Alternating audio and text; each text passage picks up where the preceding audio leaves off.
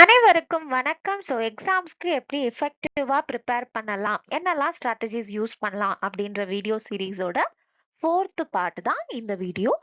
எக்ஸாம்ஸ்க்கு prepare பண்ணும்போது நம்ம எப்படி நிறைய விஷயங்களை ஞாபகம் வச்சுக்கலாம், என்னெல்லாம் scientific techniques, research paste techniques இருக்கு அப்படின்றது தான் போன வீடியோல பார்த்தோம். அதோட கண்டினியூஷன் தான் இந்த வீடியோல இன்னும் கொஞ்சம் டெக்னிக்ஸா பார்க்க போறோம். முதல் டெக்னிக் என்னன்னு பார்த்தீங்கன்னா சங்கிங் டெக்னிக். இது நம்ம ரொம்ப காமனா யூஸ் பண்ற டெக்னிக் தான். இப்போ ஒரு 10 டிஜிட் ஃபோன் நம்பரை நம்ம ஞாபகம் வச்சுக்கணும்னா நம்ம என்ன பண்ணுவோம்? 3, 3, 4 அந்த மாதிரி குரூப்பா நம்பரை குரூப் பண்ணி நம்ம ஞாபகம் வச்சுப்போம். இல்லைன்னா 4, 4 அப்புறம் 2 நம்பர். இந்த மாதிரி குரூப் பண்ணி நம்ம நம்பர்ஸ் ஞாபகம் வச்சுக்கிறோம்ல, அதே மாதிரி தான் நம்ம படிக்கிற கண்டென்ட்டையும் நீங்க குரூப் பண்ணி படிச்சீங்கன்னா இன்னும் கொஞ்சம் ஈஸியா இருக்கும். இங்க நான் கொடுத்திருக்கிற எக்ஸாம்பிள் பார்த்தீங்கன்னா இண்டிபெண்டன்ஸ் மூவ்மெண்டோட எக்ஸாம்பிள்.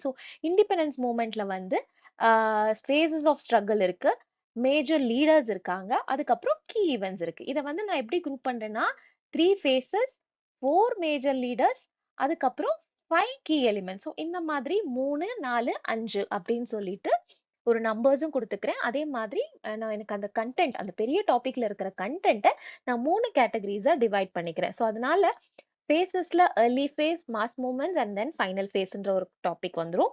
லீடர்ஸ்ல காந்தி, நேரு, பகத்சிங், சுபாஷ் சந்திர போஸ் அங்க கவர் ஆயிடுது. 5 கீ எலிமெண்ட்ஸ்ல 1857 revolt, non cooperation movement, civil disobedience movement, quit India movement and independence at 1947. இந்த மாதிரி இந்த ஃபுல் கண்டென்ட்டையும் என்னால 3, 4, 5 அப்படின்ற மாதிரி கிளப்ஸா, அதாவது கேட்டகரிஸா பண்ணிட்டு சங்க் பண்ணி என்னால ஞாபகம் வச்சுக்க முடியும். இந்த மாதிரி நான் படிக்கிறதுனால இந்த இன்ஃபர்மேஷன் என்கிட்ட ரொம்ப நாள் நீடிக்கும். ஓகேங்களா? அடுத்த டெக்னிக் பாத்தீங்கன்னா லாக்கே மெத்தட். இது வந்து என்னன்னா ஒரு லொகேஷன் பேஸ் பண்ணி நான் வந்து விஷயங்களை ஞாபகம் வச்சுக்கிறது. இதுக்கு நான் கொஞ்சம் யூஸ்வலா யூஸ் பண்ற டெக்னிக், இல்லைன்னா நம்ம ஸ்டூடெண்ட்ஸ்க்கு சொல்லி கொடுக்குற டெக்னிக் என்னன்னு பாத்தீங்கன்னா இந்த மெத்தடை வச்சு நம்ம ரிலேட் பண்ணிக்கிறது, இல்ல சாரி லொகேஷன் வச்சு நம்ம ரிலேட் பண்ணிக்கிறது. ஃபார் எக்ஸாம்பிள் நம்ம பீரியாடிக் டேபிள்ல வந்து நமக்கு குரூப்ஸ் இருக்கு இல்லையா? இப்ப ஆல்கலி மெட்டல்ஸ் இருக்கு, நோபல் கேசஸோட ஒரு குரூப் இருக்கு, ஹாலோஜன்ஸ் இருக்கு குரூப்ல. நான் வந்து 10th படிக்கும்போது 12th படிக்கும்போது நான் யூஸ் பண்ண ஒரு மெத்தட் தான். என்ன பண்ணுவேன்னா எங்க வீடு வந்து ரொம்ப பெரிய வீடெல்லாம் கிடையாது, கொஞ்சம் சின்ன வீடு தான். What I do is like ஹால்ல வந்து நான் என்ன நினைச்சுப்பேன்னா அங்கதான் ஆல்கலி மெட்டல்ஸ் அங்க இருக்கு, இல்லைன்னா கிச்சன்ல ஆல்கலி மெட்டல்ஸ் இருக்கு, ரூம்ல வந்து நோபல் கேசஸ் இருக்கு, ஹாலோஜன்ஸ் வந்து வாஷ்ரூம்ல இருக்கு. இந்த மாதிரி அந்த கீவேர்ட்ஸ் எல்லாம் அங்கங்க எழுதி ஒரு சின்ன சின்ன, நமக்கு இப்போ வந்து போஸ்டட் இருக்கு, அப்ப போஸ்டட் இல்ல, சும்மா நார்மல் பேப்பர்ல எழுதி அங்க பேஸ்ட் பண்ணி வச்சிருவேன். இந்த மாதிரி எக்ஸாம் டைம்ல எனக்கு இன்னும் கொஞ்சம் பெட்டரா அத வந்து ரிலேட் பண்ண முடியும். அ இது இல்ல, இன்னொரு விஷயம் என்னன்னா, நீங்க சும்மா இமேஜின் பண்ணிக்கலாம். நான் ஹால்க்குள்ள போறேன், ஹால்ல இந்த கேஸ் இருக்கு, பெட்ரூம்ல இந்த கேஸ் இருக்கு, அந்த மாரி நம்ம வந்து ரிலேட் பண்ணிக்கலாம். இதுலயே நான் இன்னொரு எக்ஸாம்பிள் குடுத்திருக்கிறது சோஷியல் சயின்ஸ்ல இந்தியன் பிரசிடென்ட்ஸ் எல்லாம் பத்தி நம்ம ஞாபகம் வச்சுக்கணும்னா, நம்ம ரூம்ல ஒருத்தர், நம்ம வீட்ல இருக்கிற டிஃபரெண்ட் ரூம்ஸ்ல வந்து டிஃபரெண்ட் பிரசிடென்ட்ஸ் வந்து உட்கார்ந்திருக்காங்க அப்படின்ற மாரி நம்ம விஷுவலா இமேஜின் பண்ணிக்கலாம். அண்ட் அந்த ரூம்ல அந்த பிரசிடென்ட் இருக்கிற மாதிரி மேபி உங்களுக்கு ரியலிஸ்டிக்கா வேணும், விஷுவல் இமேஜினரி மட்டும் இல்ல, ரியலிஸ்டிக்கா வேணும்னா சும்மா அவங்களோட பேர் எழுதுறது அந்த ரூம்ல. இந்த மாதிரியும் லொகேஷன் பேஸ் பண்ணியும் ஏஜ் வைஸா அந்த இயர் வைஸா கூட நம்மளால கேட்டகரைஸ் பண்ணி ரிமெம்பர் படிக்க முடியும். ஒரு லொகேஷனோட கனெக்ட் பண்ணும்போது, அதுவும் நமக்கு தெரிஞ்ச ஃபெமிலியர் லொகேஷன்ஸோட கனெக்ட் பண்ணும்போது இந்த விஷயங்கள் நம்ம மைண்ட்ல ரொம்ப நாள் ஞாபகம் இருக்கும். எக்ஸாம்ஸ் டைம்லயும் அதை ரிட்ரீவ் பண்ணி எழுதுறது ரொம்பவே ஈஸியா இருக்கும். அண்ட் நெக்ஸ்ட் மெத்தட் என்னன்னு பாத்தீங்கன்னா ஸ்பேஸ்டு ரிப்பிட்டேஷன். நம்ம என்னதான் எக்ஸாம்ஸ்க்கு படிச்சாலும், தலைகீழா நின்னு படிச்சாலும் நமக்கு முக்கியமான ஒரு விஷயம் என்ன வேணும்னு கேட்டீங்கன்னா ரிவிஷன். ரிவிஷன் இல்லைன்னா, அதை ரிப்பீட்டடா ரிவைஸ் பண்ணலன்னா கண்டிப்பா அது நம்ம ஞாபகத்துல இருக்காது. நம்ம ஸ்டேஜஸ் ஆஃப் மெமரி படிக்கும் போதே படிச்சிருந்தோம். ஒரு ஷார்ட் டர்ம் மெமரில இருந்து லாங் டர்ம் மெமரிக்கு போறதுக்கு நம்ம ரிஹர்சல்ன்றது ரொம்பவே முக்கியம். இந்த ரிஹர்சல்ல எலாபரேட்டிவ் ரிஹர்சல்னு சொல்லுவாங்க. அதை பத்தி நிறைய தெரிஞ்சுக்கிட்டு ரிஹர்சல் பண்றதும், ரிப்பீட்டட் ரிஹர்சலும் இருக்கு. எப்பவுமே நம்ம என்ன கன்டென்ட் படிச்சாலும் அத ரெகுலர் இன்டர்வல்ஸ்ல நம்ம ரிவைஸ் பண்ணா மட்டும் தான் நமக்கு ஞாபகம் இருக்கும். ஃபார் எக்ஸாம்பிள் ஒரு கன்டென்ட்ட நான் வந்து 1ஆம் தேதி படிக்கிறேன், டே 1ல படிக்கிறேன்னா, அடுத்த நாள் நான் படிக்க மாட்டேன். அதுக்கு பதிலா டே 3 நான் திருப்பி அத ரிவைஸ் பண்ணுவேன். அதுக்கப்புறம் டே 7ல ரிவைஸ் பண்ணுவேன். அதுக்கப்புறம் வீக்லி ஒன்ஸ் ரிவைஸ் பண்ணுவேன். அதுக்கப்புறம் மந்த்லி ரிவைஸ் பண்ற மாரி. எப்பவுமே நீங்க படிக்கிற கன்டென்ட்ட இந்த மாதிரி ரிவிஷன் ஷெட்யூல்ல போடுங்க. அந்த மாதிரி ரிவைஸ் பண்ணும்போது தான் அந்த கன்டென்ட் எல்லாமே நம்ம மைண்ட்ல வந்து திருப்பி திருப்பி நம்ம ரிப்பீட் பண்ணும்போது ரொம்பவே நல்லா ஞாபகத்துல இருக்கும். இந்த கன்டென்ட்ட ரிவைஸ் பண்ணும்போது ஃபுல் புக்கையும் ஃபுல் சாப்டரையும் படிச்சா அப்புறம் அன்னைக்கு எப்படி படிக்கிறது அப்படின்னு கேட்டீங்கன்னா, நம்ம ஃபுல் புக்க படிக்க சொல்லல. அந்த சாப்டர்ல இருக்கிற கீவேர்ட்ஸ் என்னலாம், மேபி நீங்க ஒரு ஃபிளாஷ் கார்ட்ஸா ரெடி பண்ணி வச்சுக்கலாம். சின்ன சின்ன நோட்ஸா ரெடி பண்ணி வச்சுக்கலாம். அந்த நோட்ஸ மட்டும் தான் ரிவைஸ் பண்ண போறோம். அதாவது கீ பாயிண்ட்ஸ மட்டும் தான் ரிவைஸ் பண்ண போறோமே தவிர, ஃபுல் லெசனை இன்னொரு வாட்டி படிக்க போறது கிடையாது. ஸோ அதனால இது ரொம்ப டைம் கன்சியூமிங்கே கிடையாது. ஒரு டெய்லியும் நீங்க படிக்கும்போது ஒரு 10 to 15 மினிட்ஸ் போன வாரம் படிச்ச கன்டென்ட் ரிவைஸ் பண்றதுக்குன்னு ஷெட்யூல் பண்ணிக்கோங்க. ஸோ கண்டிப்பா உங்களால நிறைய விஷயங்களை ஞாபகத்துல வச்சுக்க முடியும். எக்ஸாம்ஸ்க்கு முந்தின நாள் நீங்க ரொம்ப ஸ்ட்ரெஸ் பண்ணவும் தேவை இருக்காது. And retrieval process. ஸோ ஞாபகம் வச்சுக்கிறது, படிக்கிறது எப்படி மைண்ட்ல ஏத்திக்கலாம்னு மட்டுமே நம்ம இவ்ளோ டெக்னிக்ஸா படிச்சோம். ஆனா அதே மாதிரி அதை எப்படி ஞாபகத்திலேருந்து கொண்டு வர்றது அப்படின்றத ரிட்ரீவல் பிராக்டிஸ் அப்படின்றது.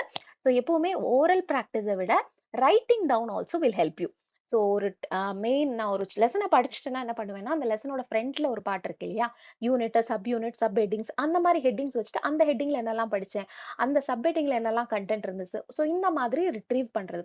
ஸோ அது ஓரலாவும் ரிட்ரீவ் பண்ணலாம். And the best method is writing down. அந்த கீவேர்ட்ஸ் என்னெல்லாம் அப்படின்றத ரைட் டவுன் பண்றது. இந்த ஃப்ளோ சார்ட்ல நான் குட்டி குட்டியா கேட்டகரிஸ் எல்லாம் வச்சிருக்கேன் இல்லையா? அந்த கேட்டகரிஸை எழுதி பார்க்கறது. ஸோ இந்த மாதிரி நம்ம பண்ணும்போது இன்னும் நல்லா ஞாபகத்துல இருக்கும். நான் இங்க கொடுத்திருக்க எக்ஸாம்பிள் போட்டோசிந்தசிஸ் தான். ஸோ நோட்ஸை செக் பண்ணி அதை இன்னொரு வாட்டி கோ த்ரூ பண்றதுக்கு முன்னாடி நான் என்ன பண்ணுவேன், போட்டோசிந்தசிஸ்ல எனக்கு என்னெல்லாம் கண்டென்ட் ஞாபகம் இருக்கு அப்படின்றத கொஞ்சம் எழுதி பார்த்துப்பேன். அதுக்கப்புறம் நோட்ஸை போய் ரெஃபர் பண்ணும்போது எனக்கு எங்க கேப் இருக்கு, எந்த போர்ஷன் நான் இன்னும் ஸ்ட்ராங்கா ரிவைஸ் பண்ணணும் அப்படின்றதும் எனக்கு ரொம்ப கிளாரிட்டியோட தெரிய வரும். அண்ட் இன்னொரு டெக்னிக் ஸ்டோரி டெல்லிங் டெக்னிக். ரொம்ப சிம்பிள் தான். அதாவது நமக்கு தெரியாத கான்செப்ட், தெரிஞ்ச கான்செப்ட், எந்த கான்செப்டா இருந்தாலும் நமக்கு தெரியிற மாதிரி ஒரு கதையை உருவாக்கி அதுல கொண்டு போய் ரிலேட் பண்ணிக்கிறது தான். ஸோ இப்போ ஒரு inertia, force and acceleration, action, reaction. So இந்த மாதிரி கான்செப்ட் எல்லாம் எப்படின்னா, ஒரு லேசி கேட் அதாவது அப்படியே உட்காந்துருக்கும். இனர்ஷியான்றது அது என்ன ஸ்டோர்ட் அப்படியே இருக்கிறது. ரன்னிங் டாக் அதாவது ஃபோர்ஸும் ஆக்ஸலரேஷனும் அதுல ரிலேட் ஆயிருக்கு. Bouncing ball action and reaction. So இந்த மாதிரி இது மட்டும் இல்ல, உங்க ஃப்ரெண்ட்ஸ் கூட நீங்க உங்களுக்கு நடந்த கதைகளை நீங்க இதோட ரிலேட் பண்ணிக்கலாம். வீட்டில் நடந்த இன்சிடென்ட் இதோட ரிலேட் பண்ணிக்கலாம். இல்ல உங்க கற்பனை கதைகளாகவும் இருந்திருக்கலாம். ஸோ நீங்க படிக்கிற கண்டென்ட் எல்லாமே வந்து ஒரு கதைகளாக நீங்க ஞாபகம் வச்சுக்கிறதும், கதை சொல்ற மாரி நீங்க சொல்லிட்டு போகும்போது, அது இன்னும் நல்லா நம்ம ஞாபகத்துல இருக்கும். அண்ட் இன்னொன்னு கெஸ்சர் அண்ட் பாடி மூவ்மெண்ட். ஸோ படிக்கும்போது ரொம்ப ஸ்டில்லா ஒரே இடத்துல உட்காந்து புக்ஸும் பேப்பரும் மட்டும் வச்சுட்டு உட்காந்து படிக்காம, முடிஞ்ச அளவுக்கு பாடி மூவ்மெண்ட்ஸை ட்ரை பண்ணி பாருங்க. அதாவது இப்போ ஒரு இவாபரேஷன் வாட்டர் சைக்கிளை பத்தி நான் படிக்கிறேன்னா, நான் என்ன பண்ணுவேன், இவாபரேஷன் அப்படின்னா என்ன அர்த்தம்? கீழே இருந்து மேலே இவாபரேட் ஆகி போகும். ஸோ நான் என்னோட கைகளை வந்து மேலே உயர்த்துவேன்.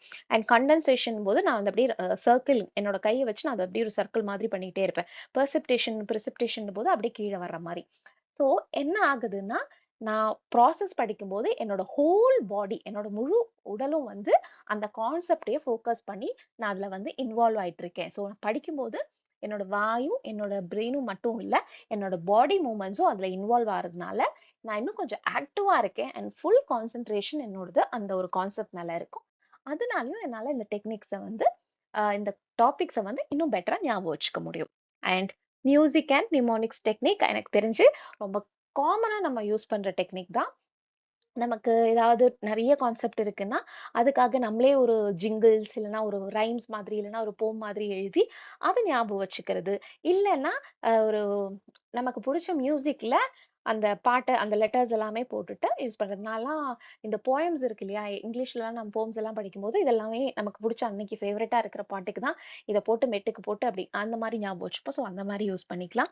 இல்ல உங்களுக்கே அதோட ஃபீச்சர்ஸோட இருக்குன்னா நீங்களே கூட புதுசா ஒண்ணு கண்டுபிடிச்சுக்கலாம். So it is all up to you. நீங்க எப்படி கிரியேட்டிவா யூஸ் பண்றீங்க. So music and mnemonics technique தான் அடுத்த டெக்னிக். அண்ட் இது இல்லாம போனஸா உங்களுக்கு சின்ன சின்ன விஷயங்கள் சொல்றேன். ஃபர்ஸ்ட் நான் சொன்ன மாதிரி கன்சிஸ்டன்ட்டா ரிவைஸ் பண்ணுங்க. ரிவிஷன், கன்சிஸ்டன்சி இது 2மே ரொம்பவே இம்பார்ட்டன்ட்.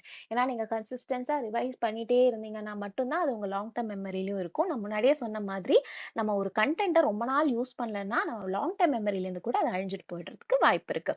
அண்ட் நிறைய பிராக்டிஸ் டெஸ்ட் பண்ணுங்க. டைம் லிமிட்குள்ள உங்களால எவ்வளோ டெஸ்ட் எழுத முடியுது, எவ்வளோ இன்ஃபர்மேஷன்ஸை ரிட்ரீவ் பண்ணி எழுத முடியுது.